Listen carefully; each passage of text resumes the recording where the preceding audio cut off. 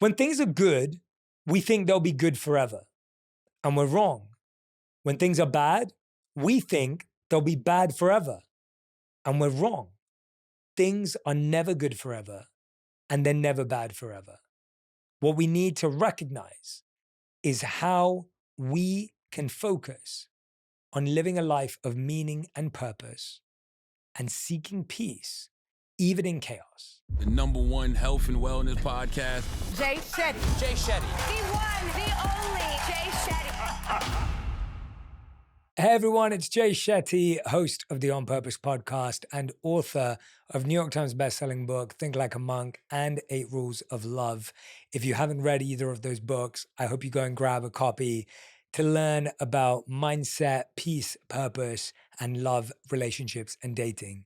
But today I'm talking to you about 8 things I wish I knew before I was 30. I'm 37 now, and I've learned so much up until this point in life, but there are certain things that I know could have saved me time, money, and energy before I was 30 years old, and I want to share them all with you.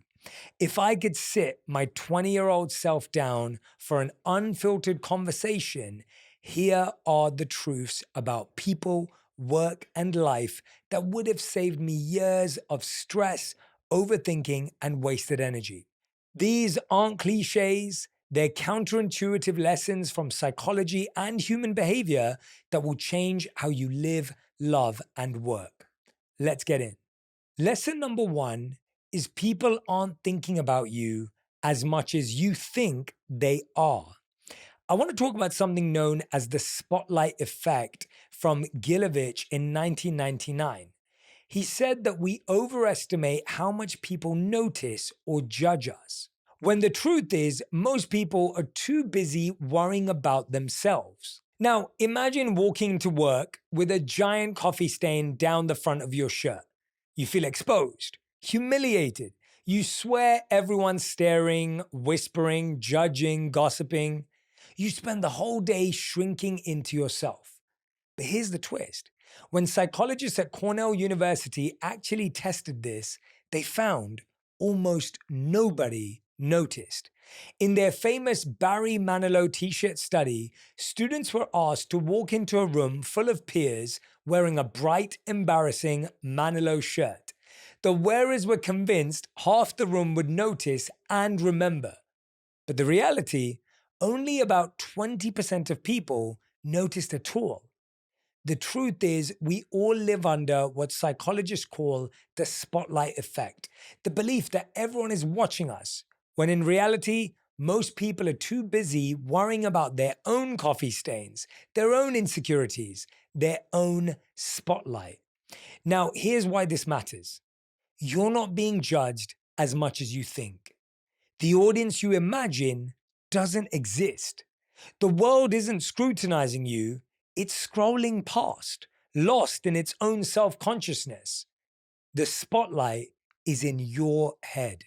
And once you realize that, you can finally step on stage, take the risk, wear the stain, because no one's watching as closely as you think.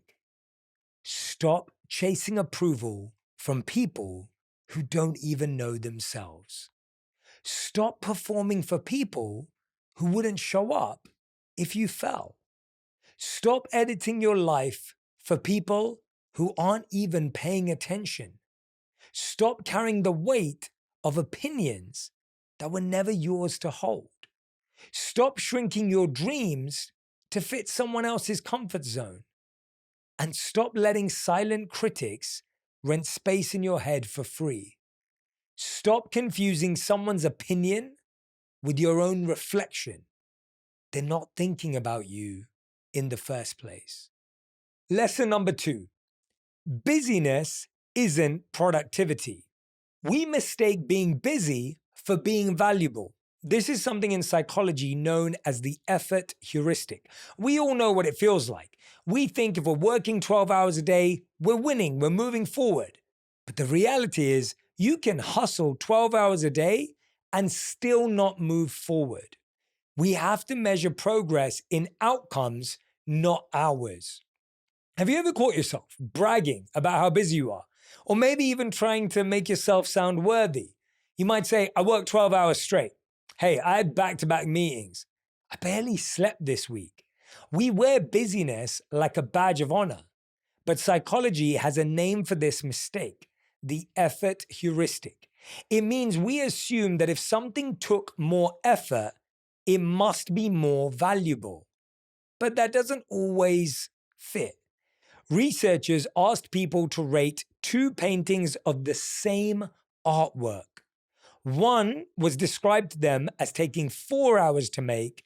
The other was described as taking 26 hours. Guess what?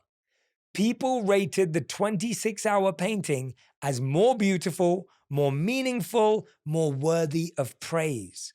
Same art, same quality, but different story about the effort. We all think if we're working longer, we should be rewarded more. If we're working harder, we should win more. If we're doing more, we should get more. But here's the problem. Just because something takes longer doesn't mean it's better. A 12-hour workday isn't proof of impact. A never-ending to-do list isn't proof of progress. Exhaustion isn't proof of success. Busy is not the same as effective. So here's the takeaway. Don't measure your value by the hours you burn. Measure it by the results you create. Don't ask, how hard did I work? Ask, did my work actually matter? Because at the end of your life, no one's going to hand you an award for most hours spent looking busy, but you will remember what you built, what you changed, and who you became. Start remembering you're not valuable because you're busy. You're valuable because you're you. Stop measuring your day by hours instead of outcomes. Stop filling every minute so you don't feel like you're falling behind. Stop mistaking exhaustion for evidence that you matter. So many of us are so conflicted by that. It's time to work smart. It's time to work effective, not just hard. Lesson number 3. Your friends will change, and that's not betrayal. There's a psychological term known as socio-emotional selectivity theory. As we age, we prioritize depth over breadth in our relationships. Losing friends, as hard as it is often growth, not failure. Look, this is how it works. When you're in your 20s, your inbox is insane. You've got group chats, classmates, colleagues, Friday night plans with people you barely know. Your social world feels infinite. But something fascinating happens as you get older. Psychologists have studied this for decades, and the data is crystal clear. Your social circle shrinks. Not because you're failing, but because your brain is recalibrating. This is called socio-emotional selectivity theory, a concept pioneered by a psychologist at Stanford. She found that as people age, or even just perceive their time as more limited, they stop investing in endless social expansion. Instead, they prioritize fewer, deeper, more emotionally meaningful relationships. In one study, they tracked people's relationships across their lifespans. Young adults reported wide networks with lots of acquaintances. Older adults consistently reported smaller networks, but also higher satisfaction in those relationships. What was even more striking was that the older adults had fewer conflicts and reported greater emotional stability. It isn't age that changes us. It's how much time we believe we have left. When time feels expansive, we chase novelty and variety. When time feels expensive, we choose intimacy and depth. That's why your 20s feel like you're collecting people, and your 30s, 40s, and 50s feel like you're filtering down to the ones who really matter.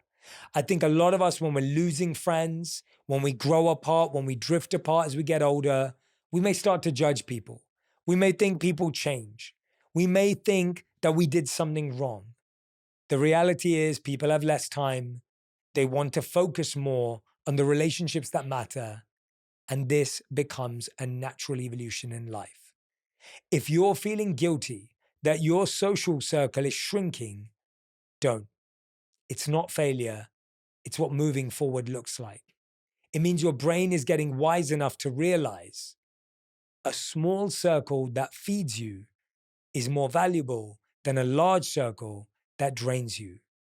A small circle that tells you the truth is better than a large circle that tells you what you want to hear.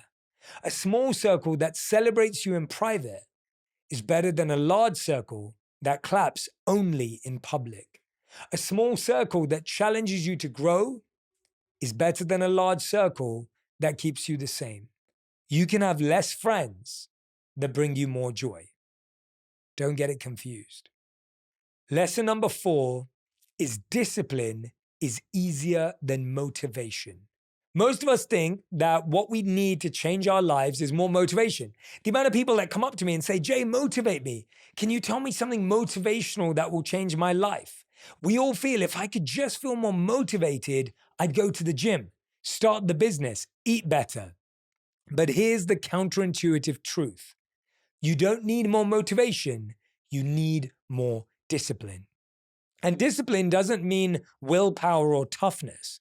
It means designing your life so the right choice is easier than the wrong one. Let me say that again. Discipline is designing your life so that the right choice is easier than the wrong one. Your systems are helping you make hard choices more easily. Psychologists call this ego depletion. Every decision you make, from what to wear to what to eat, drains your brain's self-control battery. By the time the evening comes, that battery is dead. How many of you have felt this before, right? You've been making decisions all day. What to wear, what to eat, meal prepping, what to cook, what to make for lunch, what to make for dinner. Then you've got, what color does this slide deck need to be? I haven't made the accounts balance up. I haven't replied to my mom. I haven't called my friend. I haven't texted this person back. I've got to update my dating profile. It's exhausting.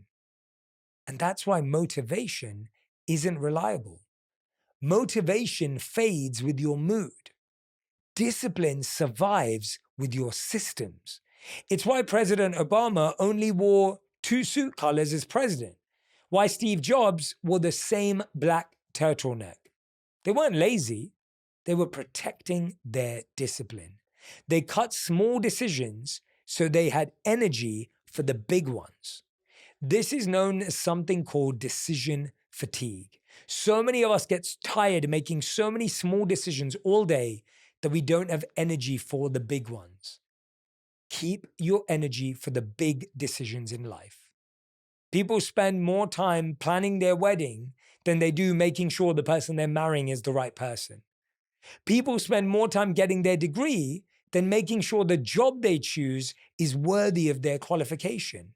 We waste so much more time in getting something than we do for preparing for something.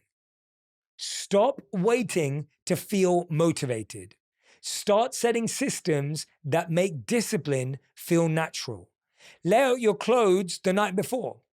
Put healthy food where you can see it and take away all the bad stuff. Block websites that waste your focus. Because success doesn't come from chasing motivation. It comes from designing a life where discipline is the default. Make yourself known through the symbols you carry with the new Pandora Talisman Collection. Inspired by ancient coins, each design transforms timeless symbols into modern statements. Inscribed with powerful Latin mantras, Pandora Talisman represents strength, love, and resilience. Wear one as your personal statement or layer them on Pandora necklaces and bracelets to tell your story. Pandora Talisman. Words to live by. Now available in-store and online at pandora.net.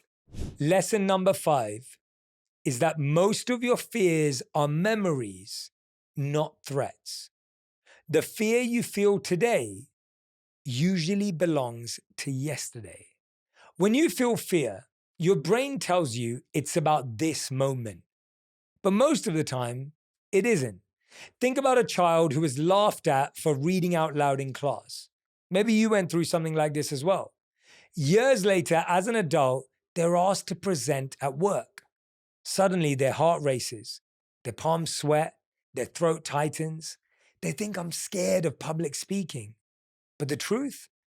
They're not scared of this meeting or presentation. They're scared of that classroom.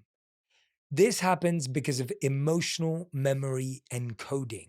When we experience something painful, maybe it's embarrassment, rejection, failure, the brain doesn't just store the fact, it stores the feeling. The amygdala, the brain's fear center, tags that memory as danger.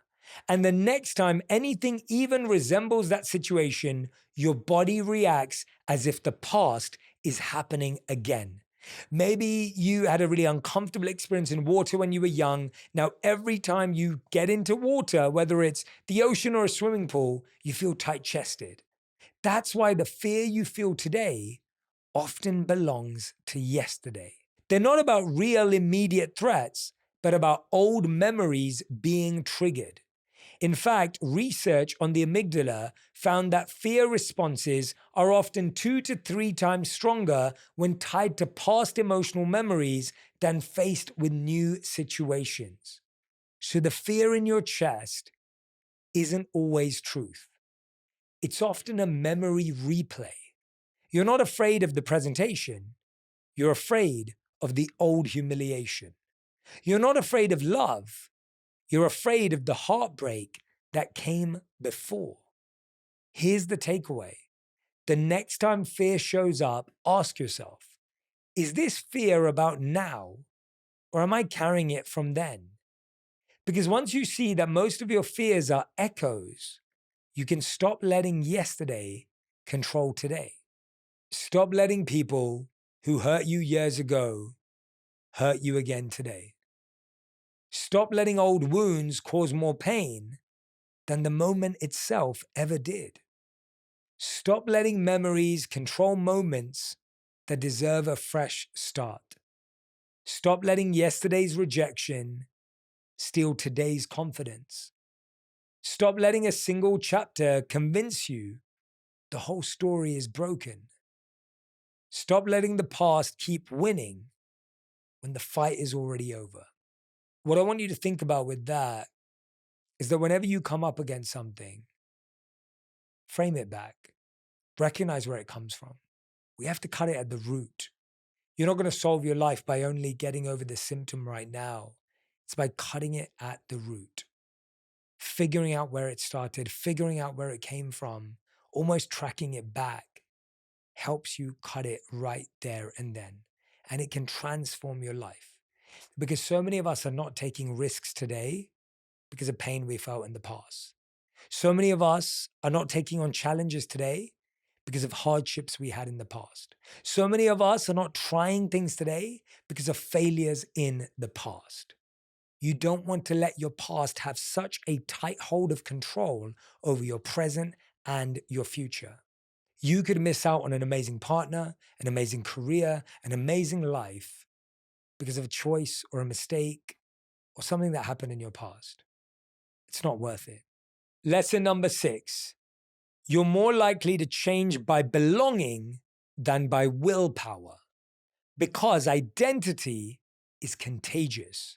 This will actually blow your mind. It transformed how I think about human change.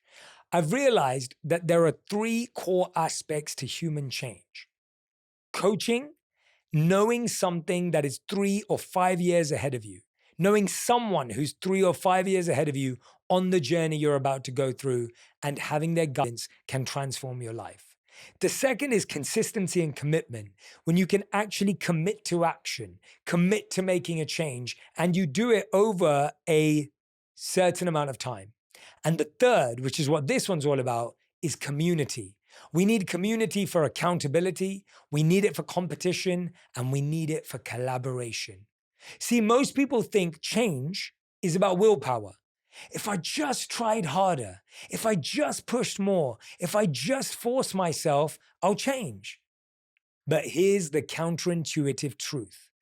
You're more likely to change by belonging than by willpower, because identity is contagious. A few years ago, researchers studied why some people quit smoking successfully and others relapsed. They found something surprising. It wasn't the strongest-willed individuals who succeeded. It was the ones who changed their social circles. If you were surrounded by smokers, your chance of quitting dropped dramatically. But if your spouse quit smoking, your likelihood of quitting jumped up. If a close friend quit, your odds went up. Same habit, same nicotine, different environment. Why? Because we adapt to the norms of our group. A Harvard study on social networks showed that obesity, smoking, and even happiness spread through friends groups like contagions. If a friend of yours becomes obese, your own risk increases by 57%. If a friend becomes happy, your own chance of happiness rises by 25%. Willpower didn't spread. Identity and connectivity did. So if you want to change your life, stop asking, how do I get more willpower? Start asking, who do I need to belong to? You'll fight to match the energy of the people you sit with. You'll pick up their habits without even realizing it. Here's the takeaway. Willpower is fragile. Belonging is powerful. The fastest way to change your habits is to change your people. Because you don't just become what you practice, you become who you're around. Stop spending time with people you don't want to be like. Stop wasting energy on people you don't admire. Stop building connections with people who only drain your confidence. Stop investing in circles that make you smaller instead of braver.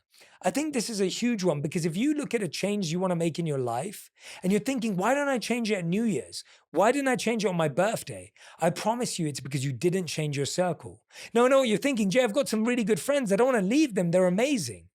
You don't have to leave them. You have to build new circles around new goals. When you have a goal, build a circle around it. It doesn't mean you leave your friends or your family behind. It doesn't mean you cut people out. You can still love them. You can still keep them in your life. But you have to create new circles around new goals. It is so much less likely for you to achieve the goals you have with the circle you currently have. And I know you're thinking, Jay, where do I find those people? I don't know people like that in my community. I didn't grow up in that area. Find them online, find them in books, find them on podcasts. You can associate with people by giving your attention to them. It's not the people around you physically that define who you're becoming. It's the people you choose to give your attention to. Who are you listening to? Who are you following? Who are you allowing in? What are you consuming? That will transform where you're going. Having the right people in your corner to support you is a great form of self-care. Just like the friend who shows up to your housewarming party when you get that dream home, celebrates your big promotion, or goes with you on a walk to clear your mind, State Farm is there to help you feel supported. They have different coverage options, whether it be for your home, car, motorcycle, boat, or even RV. With a State Farm agent, you know someone is there to help protect what's important. And with so many coverage options, it's nice knowing you have help finding what fits for you. So you can continue to celebrate all of life's biggest milestones. Go online at statefarm.com or use the award-winning app to get help from one of their local agents. Like a good neighbor, State Farm is there. Lesson number 7. You don't burn out from working too hard. You burn out from meaninglessness. Long hours don't always cause burnout, empty hours do. Most people think burnout comes from working too many hours. They'll say, I'm exhausted because I'm working 70 hours a week. But here's what the research shows. It's not the hours that burn us out, it's the emptiness. I once coached a woman who is a high performer at a huge firm. She worked 60, sometimes 70 hours a week. But outside of work, she was full of energy. She ran marathons, she volunteered at a shelter, she traveled. Then she switched companies. Her hours stayed the same, maybe even a little lighter. She was making a bit more money. But within 6 months, she was burned out, drained, and ready to quit. Why? Not because of workload, but because the work no longer meant anything to her. The tasks were repetitive. The recognition was absent. She felt like a cog in a machine. Same hours, less meaning, more burnout. This lines up with Christina Maslach's research on burnout, the world's leading scholar in this field. She identified 3 dimensions of burnout. Number 1, exhaustion, feeling drained or used up. Number 2, cynicism, feeling detached, negative, resentful. Number 3, inefficacy, feeling like your work doesn't matter or make a difference. What drives burnout most consistently isn't just long hours. It's when your work feels meaningless, misaligned, or unseen. Gallup found that 76% of employees experience burnout, but the strongest predictor wasn't the number of hours, it was whether they felt their work had purpose. Maslach's research shows that people who feel their work lacks recognition or significance report 2 to 3 times higher levels of burnout, even at similar workloads. In contrast, people engaged in meaningful but demanding work, nurses, social workers, startup founders, often sustain far higher workloads before burning out because purpose acts like fuel. So the truth is, you don't burn out from giving too much of yourself. You burn out from giving yourself to things that don't matter. If you feel drained, don't just ask, how many hours am I working? Ask, what am I working toward? Cutting hours might help temporarily, but finding meaning changes everything because exhaustion is survivable. Meaninglessness isn't. You can bring meaning into your work. You can bring energy into your work. Find something that you can be curious about. Find something to bring passion into the workplace. You don't have to have the perfect job. You have to bring passion into the workplace. Lesson number 8, your brain lies about the future. We think we're good at predicting what will make us happy. I'll be so much happier once I get that promotion. Once I move to that city, everything will be better. Once I'm in that relationship, I'll finally be complete. But psychology says we're terrible at this. Daniel Gilbert, a Harvard psychologist, ran a study with people who were absolutely convinced that winning the lottery would transform their happiness. When they checked in with lottery winners a year later, their happiness had barely changed. In fact, many felt less fulfilled. Why? Because their relationships, routines, and sense of purpose hadn't shifted, just their bank balance. And here's the twist. When Gilbert looked at people who had suffered catastrophic accidents and lost mobility a year later, many of them reported similar happiness levels as before the accident. What felt like the end of life became the start of adaptation. This is called effective forecasting error. Our brain systematically overestimates how long good or bad events will impact our happiness. We imagine the promotion as a permanent high, when in reality, we adapt quickly. We imagine the breakup as endless despair, but over time, our emotional baseline returns faster than we think. Gilbert calls this our psychological immune system. We recover emotionally far more quickly than our imagination predicts. It's fascinating, isn't it? When things are good, we think they'll be good forever, and we're wrong. When things are bad, we think they'll be bad forever, and we're wrong. Things are never good forever, and they're never bad forever. What we need to recognize is how we can focus on living a life of meaning and purpose and seeking peace, even in chaos. In one study, college students predicted they'd be miserable for months if they were rejected from a dorm lottery. A few weeks later, their happiness levels were back to baseline. A large body of research shows we consistently mispredict both the intensity and the duration of our emotional reactions. So here's the truth. Your imagination about the future is usually wrong. It exaggerates both the joy and the pain. That's why the best advice isn't trust your gut. It's test reality. If you learn to test reality, to experiment, to try, you will know more than what you may think or predict.